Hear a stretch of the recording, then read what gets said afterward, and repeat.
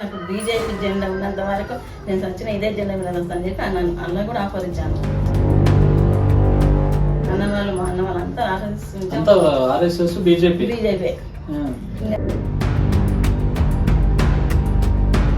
నమస్తే. ప్రస్తుతం మనం మహబూబ్నగర్ మున్సిపల్ కార్పొరేషన్ పరిధిలో స్థానికంగా డివిజన్ 33లో అయితే ఉన్నాం. ఏదైతే కార్పొరేషన్ ఎలక్షన్ సంబంధించి ఆల్మోస్ట్ రిజర్వేషన్స్ అయితే పూర్తయ్యాయి. సో రేపు ఎల్లుండి అన్నట్టు షెడ్యూల్ అయితే రాబోతా ఉంది. దీనికి సంబంధించి స్థానికంగా మనతో మాట్లాడడానికి బీజేపీ పార్టీ సీనియర్ నాయకులు, అదేవిధంగా స్థానికంగా ప్రజల్లో కూడా వేణమ్మ గారి పేరు అయితే వినబడతా ఉంది.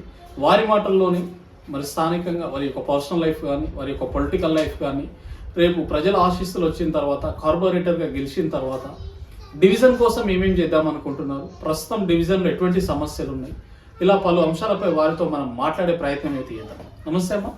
నమస్తే. ముందుగా మీడియా వాళ్ళకి నమస్తే. ఎట్లా ఉన్నారమ్మా, బాగున్నారా? బాగున్నా.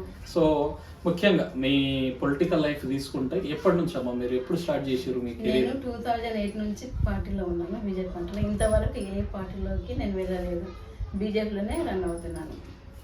ఎందుకు ముఖ్యంగా బీఆర్ఎస్ ఉంది, కాంగ్రెస్ ఉంది, ఇంకా చాలా పార్టీలు ఉన్నాయి. అన్నీ ఉండగా బీజేపీ పైన ఇంత ఇష్టం ఎందుకంటే ఏం చెప్తారమ్మా? బీజేపీ అంటే నేను ఆర్ఎస్ఎస్ నుంచి వచ్చినాము. అక్కడ నుంచి ఆర్ఎస్ నుంచి మాది స్టార్టింగ్ నుంచి మా నాన్న వాళ్ళు మా అన్న వాళ్ళంతా ఆర్ఎస్ఎస్ బీజేపీ. ఇంకా దాన్ని బట్టే ఉన్నాం, కానీ ఇంతవరకు ఏ పార్టీలోకి వెళ్ళలేదు. వచ్చినాయి ఆహ్వానాలు ఏమో వేరే పార్టీ నుంచి? వచ్చినాయి, చాలా సార్లు వచ్చినాయి, కానీ నేను వెళ్ళలేదు. నేను వెళ్ళాను. ఎందుకు వెళ్ళాలంటే నాకు బీజేపీ జెండా ఉన్నంత వరకు నేను సచ్చిన ఇదే జెండా మీద వస్తాను చెప్పి అన్నాను. అలా కూడా ఆఫరించాను. అనేక పదవులు పార్టీ కూడా మిమ్మల్ని గుర్తించుకొని పదవులు కూడా ఇచ్చినట్టు చిన్న స్టార్టింగ్ లో నేను అసెంబ్లీ ఇన్ఛార్జ్ ఉన్నాను. తర్వాత ఉపాధ్యక్షురాలు జిల్లా మహిళా మోర్చా నుంచి ఉపాధ్యక్షురాలు ఉన్నాను. టూ టైమ్స్ జనరల్ సెక్రటరీగా ఉన్నాను. General secretary 2 times. తర్వాత ప్రజెంట్ గా మొన్నటి దాకా జిల్లా అధ్యక్షులుగా ఉన్నాను. నేను జిల్లా అధ్యక్షులుగా ఉన్నాను. ఇప్పుడు ఉన్నారా, జిల్లా ప్రెసిడెంట్ గా ఉన్నారా? ఏం లేదండి. ఇప్పుడు జిల్లా మెయిన్ పార్టీలోకి వెళ్ళిపోయాను. జిల్లాలో ఏంటంటే నాకు ప్రధాన కార్యదర్శి కాదు, జిల్లా సెక్రటరీగా ఉన్నాను. ఓకే. మొత్తానికి మీరు బీజేపీ పార్టీకి అండగా ఉండడం, పార్టీ కూడా మిమ్మల్ని గుర్తించి సముచిత స్థానాలు అయితే కల్పించినట్టు కనిపిస్తా ఉంది. ఇప్పుడు కార్పొరేషన్ ఎలక్షన్స్ అయితే వస్తా ఉన్నాయి. మహబూబ్నగర్ మున్సిపాలిటీ నుంచి కార్పొరేషన్ అయితే అప్గ్రేడ్ అయింది. మరి వార్డులో డివిజన్లో జనాలను అడిగితే మీరు కూడా ఉంటారని చెప్పేసి వేణమ్మ పేరు అయితే వినబడతా ఉంది. ఎట్లమ్మా మరి పార్టీ అధిష్టానం ఆదేశిస్తే నిలబడడానికి సిద్ధంగా ఉన్నారా? సిద్ధంగా ఉన్నాను. ప్రజలకు సేవ చేయాలనే కదా ఇందులోకి వచ్చింది. ఇప్పుడు నేను ప్రజల ఉద్దేశాన్ని బట్టే నేను దిగినాను. ఎట్లా ఈ డివిజన్ పట్ల మీకు ఎటువంటి సమస్యలు ఉన్నాయి? మీరు ప్రచారం వెళ్తుంటే కావచ్చు, ప్రజలు మీ దగ్గరికి ఎటువంటి సమస్యలు చెప్తా ఉన్నారు? ప్రజలు అంటే ఇంతవరకు డబల్ బెడ్రూమ్ లేమంటే బీద వాళ్ళకు రాలేదు. అలాంటి వాళ్ళకు, బీద వాళ్ళకు నేను డబల్ బెడ్రూమ్ కల్పించాలని ఉంది. అందులో కొంతమందికి బోర్లు కానీ, ఇట్లా నాళాలు కానీ, లైట్లు కానీ లేవు. చాలా ప్రాబ్లం అవుతుంది గల్లీలో. ఇంతవరకు ఎవరు పట్టించుకోలేదు. గల్లీలో లైట్లు మాకు రావట్లేదు, మీరు రండి మేడం అంటే 2-3 తవ్వాలగా నేను పోయినాను. పోయి ఎందుకు ఇట్లా లైట్లు వేసలేరు, మళ్ళీ ఏం సంగతి అన్నాను కూడా అడిగాను. అంటే లేదమ్మా మేము వచ్చి చేస్తాము, 2 రోజులు టైం చేయండి అని వచ్చి చేసిపోయారు. ఇప్పుడు ముఖ్యంగా మహబూబ్ నగర్ నుంచి డికే అరుణమ్మ గారు అంటే ఎంపీ కూడా ఉన్నారు. అది ఒక మీకు ప్రోత్సాహకంగా ఉందనుకుంటారు? ఉంది, కంపల్సరీ. అక్కడ మా మీద అభిమానం ఉంటుంది. రేపు గెలిచిన తర్వాత కూడా అభివృద్ధి విషయంలో వారితో మాట్లాడి తీసుకురాగలుగుతారు? తప్పకుండా. నేను అక్క దగ్గర మరీ అడిగి తీసుకొని రాగల నాకు. ముఖ్యంగా వీరన్నపేట అంటే బీజేపీ కంచుకోటగా కొన్ని సంవత్సరాల నుంచి అయితే కనిపిస్తాయి. మరి ఈసారి పార్టీ ఆదేశిస్తే గెలిపించుకొని కార్పొరేటర్ పదవి రావడానికి సిద్ధంగా ఉన్నారు? తప్పకుండా మేము గెలుపుకే ఉన్నాము. గెలిపించుకొని కూడా మేము వెళ్ళి కార్పొరేషన్కి. ఇప్పుడు ముఖ్యంగా అధికార పార్టీ బీజేపీ, కాంగ్రెస్ పార్టీ కావచ్చు, గత 10 సంవత్సరాలు అధికారాన్ని అనుభవించిన బీఆర్ఎస్ పార్టీ, ఇలా పలు నాయకులు అయితే ఉన్నట్టు కనిపిస్తా ఉంది. మరి అటువంటి హేమీలతో ఢీ కొట్టుడు వేణమ్మ గారితో అవుతుందా? తప్పకుండా అవుతుంది. ఎట్లమ్మా, ఏ ధైర్యంతో చెప్తున్నారు? ధైర్యంతో ప్రజలే నాకు అండగా ఉన్నారు. ఎందుకంటే మీరు నిలబడండి, మీరు ఒక్కసారి మీరు నిలబడితే నేను గెలిపించుకుంటాం. ప్రజల అభివృద్ధి కోసం నేను ముందు వెళ్ళిన. ఇంతకుముందు కొన్ని సేవలు కూడా చేసినాను ప్రజలకి. ఏం చేశారమ్మా? ఏం చేసినా అంటే ఇప్పుడు భర్తలు చనిపోయిన వాళ్ళకి LIC ఇన్సూరెన్స్ చేయించినాను. ముందలుండి 2 లక్షలు కూడా ఇప్పించినాను వాళ్ళకి. బ్యాంకు నుంచి కంపల్సరీ ఇప్పించిన నేను. ఎందుకంటే ఆ ధైర్యం వాళ్ళలో ఉంది. నువ్వు ముందుకొస్తే మాకు ప్రతి చేస్తావు కనుక మేము నిన్ను ఎన్నుకోవాలని అనుకుంటున్నామని అంటున్నారు. అంటే ఏ పదవి లేనప్పుడు ఎన్ని చేసినప్పుడు రేపు ఒక కార్పొరేటర్ ఇస్తే ఇంకెన్ని చేస్తారు అట్లా అభివృద్ధి పనులు మాకు చాలా చేస్తావు, నీ మీద మాకు అభిమానం ఉంది.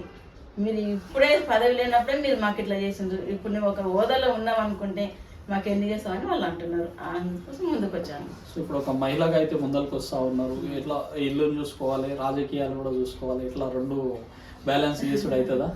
కంపల్సరీ అవుతుంది.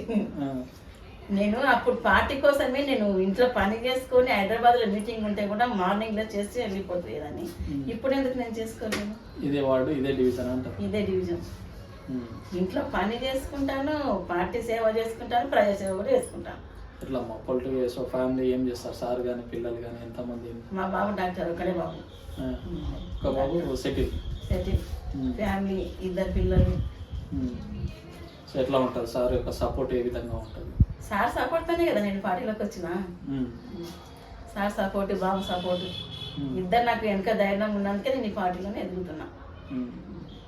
సో ఏదైతే ఫైనల్గా సో కార్పొరేషన్ ఎలక్షన్ సంబంధించి అతి త్వరలో రాబోతా ఉంది. So maybe 11th or 14th అంటా ఉన్నాం. సో దీనికి సంబంధించి మరి ఫైనల్గా మన డివిజన్ ప్రజలకు ఏం చెప్పదలుచుకున్నారమ్మా మన ఛానల్ ద్వారా? ఏం లేదు, నాకు ఎన్నికల్లో గెలిపిస్తే వాళ్ళకు నేను ప్రజాసేవలు చేస్తా. ఎందుకంటే ఇంతకుముందే నేను ప్రజాసేవలో దిగినాను, వాళ్ళవి సమస్యలు తెలుసుకున్నాను. ఇంకా నేను గెలిచినాక కూడా ప్రజలలోకే వెళ్ళి వాళ్ళ సమస్యలు తెలుసుకోను. నేను ప్రతి దానికి వెనక్కిపోకుండా ముందుకుండి నేను సమస్యలలో తెలుసుకొని అక్క దగ్గర ముందు పెట్టి, అక్క ఈ ప్రజలలో ఈ సమస్యలు ఉన్నాయి, మీరు తీర్చండి అక్క అని అధికారంగా నేను వెళ్ళి అధికారంగా అడిగే ధైర్యం నాకు ఉంది. సో ఇప్పుడు వేణమ్మ అయితే నేను ప్రజలకు అండగా ఉంటానని చెప్తా ఉన్నాను. తప్పకుండా. సో ఇప్పుడైతే ఎలక్షన్స్ ఉన్నాయి, రేపు గెలిచిన తర్వాత కూడా మీరు ఇప్పుడు ఏదైతే చెప్పారో ఆ మాటలు కట్టుబడి ఉంటారు? కట్టుబడి కంపల్సరీ ఉంటా. ప్రజాసేవనే నా అభివృద్ధి. ఇదే సాక్ష్యం? ఇప్పుడు సాక్ష్యం కంపల్సరీ నేను చెప్తున్నా కదా, ప్రజల సేవకు నేను ఎక్కడ పోయి మీరు ఈడ ఉండి మీరు చెయ్యండి అమ్మా ఈ సేవ అంటే నేను చెప్పినా మమ్మల్ని అప్పుడు అడగండి. సో అధికారం వచ్చిన తర్వాత ఇక్కడ మారే ప్రయత్నం?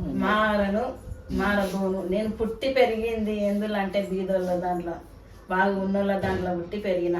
బీద కుటుంబంకి వచ్చినా కూడా నాకు ఆ సేవ ఏంటంటే నాకు తెలిసిపోయింది.